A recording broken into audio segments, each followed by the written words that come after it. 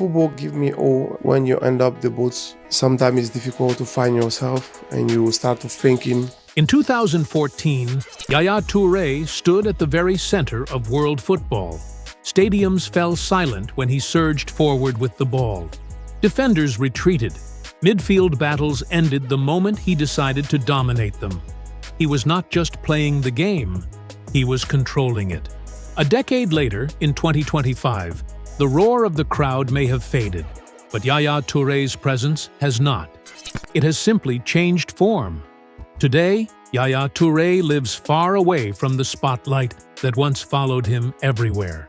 There are no weekly headlines about his goals or assists, no chants echoing his name under stadium lights. Yet behind the scenes, his life remains powerful, influential, and quietly luxurious. This is not the story of a footballer who disappeared after retirement. This is the story of a man who transitioned from dominance on the pitch to authority beyond it. Hit like and subscribe as we dive in. Born on May 13, 1983, Yaya Touré's journey began in Bouaké, Ivory Coast, where luxury was non-existent and football boots were a distant dream. He came from a humble family where discipline and resilience were survival tools rather than lifestyle choices. Football was not a hobby, it was an escape route. He played as a box-to-box midfielder for both club and country, switching between attacking and defensive positions during matches.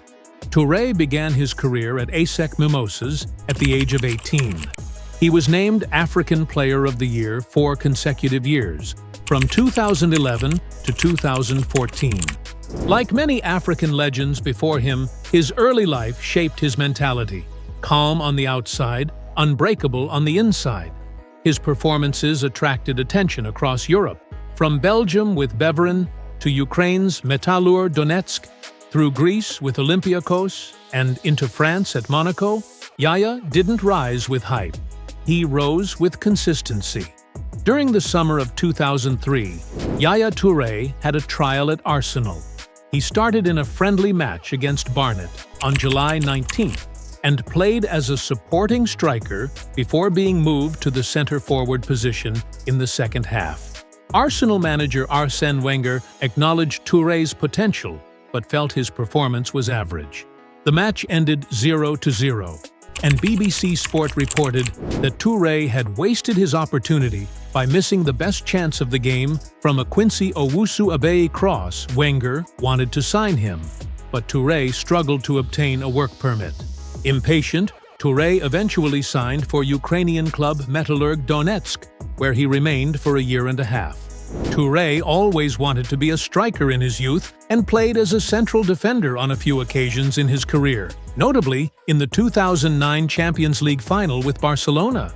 At Barcelona, the world finally understood what Ivory Coast had produced. At Camp Nou, he became part of one of the greatest teams in football history, winning the legendary sextuple in 2009. Even then, his calm authority stood out among superstars. However, his move to Manchester City in 2010 changed everything. In England, Yaya Touré transformed into something terrifying for opponents and invaluable for his team. He scored a number of crucial goals, including the only goal in the 2011 FA Cup final. During the 2013 to 2014 season, Yaya Touré scored a total of 24 goals in all competitions. He notably scored in the derby victory against Manchester United, winning 4-1, and was named man of the match afterward. He also converted direct free kicks in several matches, including Manchester City's 7-0 victory against Norwich City. Under manager Manuel Pellegrini, Touré was promoted to vice-captain. He regularly captained the side during the 2013-14 season in the absence of Vincent Kompany, who suffered several injuries during the season. He also won 3 Premier League titles in 2012, 2014, and 2018, and 2 League Cups in 2014 and 2016. So basically, His leadership guided Manchester City to their first Premier League title in 44 years.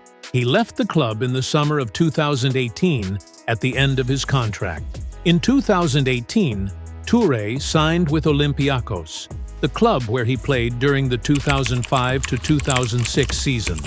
September 27th, he was given a starting place for his return in the Greek Cup against APO Levadiakos. He also wore the captain's armband that day, and his team won by 1-0. December of that same year, he terminated his contract with Olympiacos.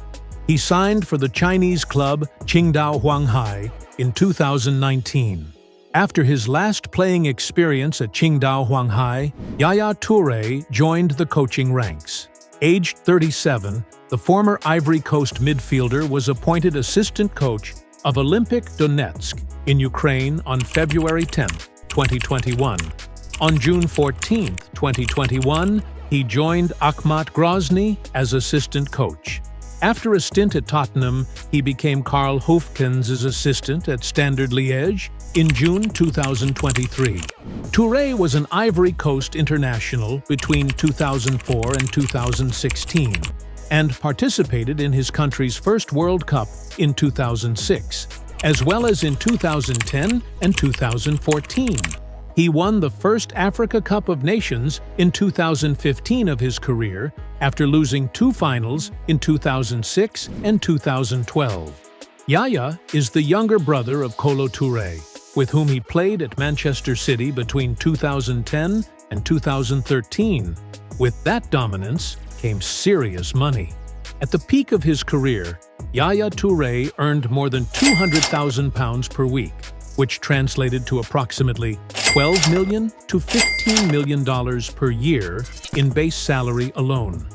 Over his 8-year spell at Manchester City, his total salary earnings surpassed $64 million, with inflation-adjusted estimates pushing that figure closer to $81 million, excluding performance bonuses and endorsements. In addition to club wages, endorsement deals with global brands like Nike and Etihad Airways significantly increased his income, turning Yaya Touré into one of the most financially successful African footballers of his era. As of 2025, Yaya Touré's net worth is estimated to range between $70 million and $75 million, according to multiple football finance and celebrity wealth platforms. Some high-end estimates place the figure slightly higher when accounting for assets and long-term investments. This wealth is the result of disciplined financial management rather than reckless spending. Yaya has always preferred structure over spectacle, privacy over publicity. Let us get into real estate. His homes reflect this philosophy perfectly. During his legendary years at Manchester City, Yaya Touré lived in Cheshire, England, one of the most exclusive and heavily guarded residential areas in the country. Cheshire is known as the private sanctuary of Premier League stars, CEOs, and high-net-worth individuals who value anonymity as much as luxury. Yaya's mansion in the area was a multi-million-dollar property, estimated to be worth several $1 million based on comparable homes in the same gated neighborhoods. The house itself reflected Yaya's personality. Spacious, modern, and fortified with advanced security systems, it was designed to be invisible from the outside but expansive within. Large living areas, private bedrooms, landscaped grounds, and controlled access ensured that Yaya could live without intrusion. For him, this was not just a house. It was a fortress of calm in the middle of a high-pressure football career. Neighbors rarely saw him. There were no flashy parties, no helicopters landing on the lawn. This was a home built for recovery, family time, and mental focus. Even at the peak of his fame, Yaya Touré chose solitude over spectacle. But England was never meant to be his only home. Despite building a life in Europe, Yaya Touré never disconnected from Ivory Coast. In his home country, he owns a private residence used primarily for family gatherings, reflection, and local engagements. While details about this property are intentionally scarce, a sign of his commitment to privacy, it is widely understood to be a luxury home by local standards, offering comfort, security, and discretion rather than showmanship. Unlike many footballers who abandon their roots once wealth arrives, Yaya Touré deliberately keeps a physical connection to where his journey began. This home allows him to remain grounded, to move freely among people who know him beyond football, and to contribute quietly to community causes without media presence. In 2025, Yaya's lifestyle has become increasingly global, but his housing choices remain selective. Because of his coaching career, especially his involvement with international football and clubs across Europe and the Middle East, he often resides in executive residences and club-allocated luxury accommodations rather than permanent homes in every location. These temporary residences are typically high-end apartments or villas, fully serviced and designed to meet elite professional standards. However, what stands out is what he does not own. There is no public record of Yaya Touré purchasing ultra-flashy mega mansions in Dubai, Los Angeles, or Monaco. There are no social media tours of glass-walled villas hanging over cliffs, and this absence is intentional. For Yaya, real estate is not about impressing the world, it's about preserving control. Financial analysts and lifestyle observers estimate that Yaya Touré has invested several $1 million into real estate over the course of his career, but always in properties chosen for long-term value rather than viral attention. His houses are assets, not advertisements. In many ways, Yaya Touré's homes tell the deeper story of his evolution. As a player, they offered silence amidst pressure. As a coach, they offer clarity amidst responsibility. And as a man, they offer distance from unnecessary noise. In 2025, Yaya Touré does not live in one permanent spotlight residence. He lives between spaces, choosing homes that serve a purpose in that chapter of his life. Whether it's the calm estates of Cheshire, the familiarity of Ivory Coast, or the quiet luxury of executive residences abroad, each house reflects an identity built on restraint, thoughtfulness, and structure. Because true power doesn't need glass walls or drone shots, it needs peace. And that is exactly what Yaya Touré has built. Not just a collection of houses, but a carefully protected way of living. His lifestyle choices are built around privacy, stability, and long-term comfort, and the same restraint defines his car collection. Yaya Touré is not known for excessive displays of automotive luxury, but his garage has featured high-end vehicles from the Bentley Continental GT to a Mercedes Brabus model. At the heart of his garage sits the Porsche 911 GT3, one of the purest driver's cars on the planet. Known for its naturally aspirated engine and race-bred handling, the Porsche 911 GT3 is built for people who understand performance, not just speed. Market prices for a Porsche 911 GT3 typically range from $220,000 to $230,000, depending on configuration and year. Choosing this car tells you everything about Yaya Touré's mentality: precise, disciplined, and brutally efficient. Then there is comfort. Not ordinary comfort, but elite grand touring luxury. Yaya Touré has been widely reported driving a Bentley Continental GT, a car designed for long distances at high speed without sacrificing elegance. The Bentley Continental GT starts at around $280,000, with customized versions exceeding $300,000. Inside, it offers handcrafted interiors, advanced performance technology, and the unmistakable presence of old money class. This is a car for someone who has already proven themselves. But Yaya Touré didn't stop there. For raw customization and intimidation, his garage featured a Mercedes-Benz Brabus 850. Brabus vehicles are not standard luxury cars. They are heavily modified performance beasts built for power and exclusivity. The Mercedes Brabus 850, owned by footballers of Yaya's level, is typically valued around $300,000, sometimes more depending on upgrades. This car exists to dominate roads, not to blend in. It matches Yaya Touré's presence perfectly. Calm on the surface, ferocious underneath. Alongside that sits the Porsche Cayenne, a symbol of practical luxury. Unlike supercars that rarely leave the garage, the Cayenne is built for everyday dominance. Prices for the Porsche Cayenne generally range from $80,000 to $120,000, depending on trim and performance package. For a footballer with a family and professional responsibilities, this vehicle offers power with practicality. No compromise required.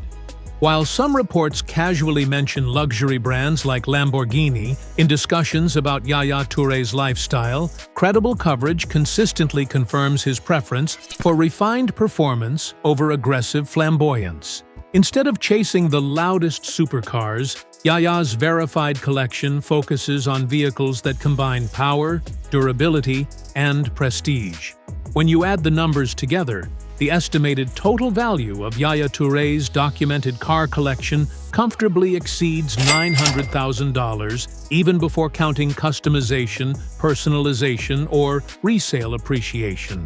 And during his Manchester City peak, reports suggested he had spent close to £1 million on luxury cars over time, a figure that aligns with his elite earnings and measured spending habits.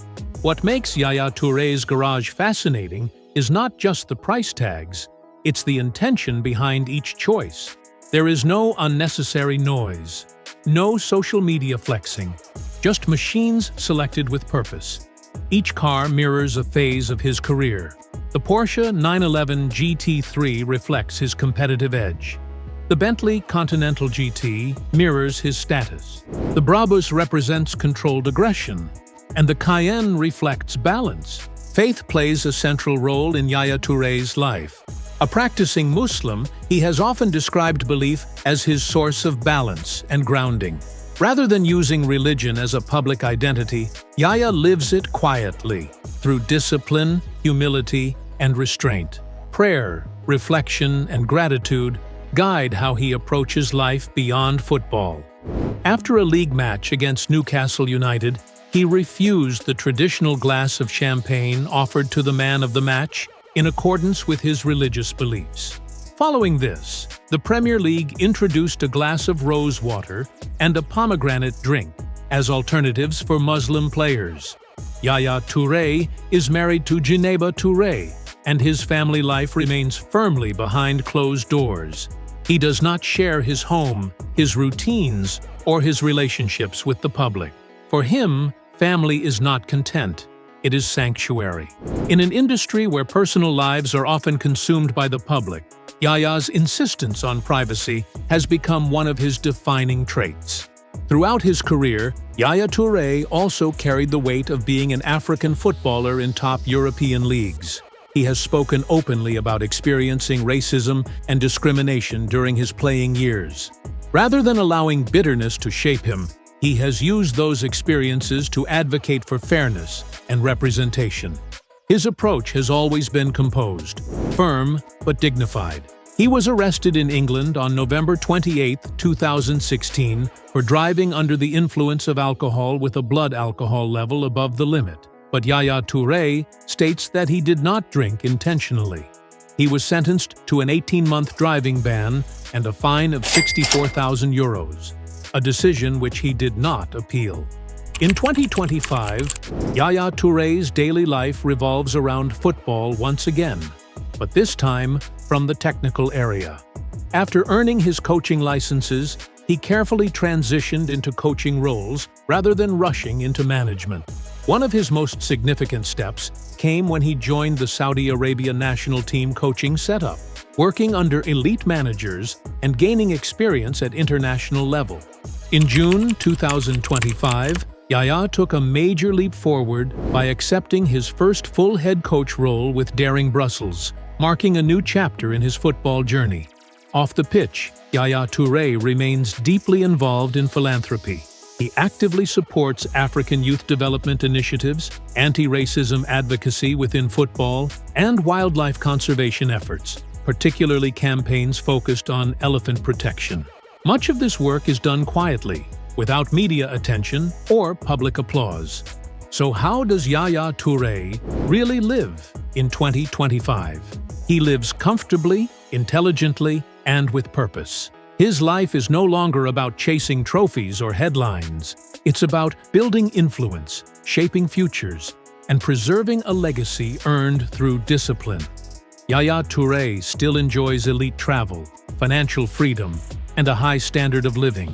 But more importantly, he enjoys control over his time, his direction, and his impact. Some football legends fade once retirement arrives, others evolve. In 2025, Yaya Touré belongs firmly to the latter. Quiet, powerful, enduring. Hope you enjoyed this video. Like, share, and subscribe. And we will see you in the next one. Thanks for watching.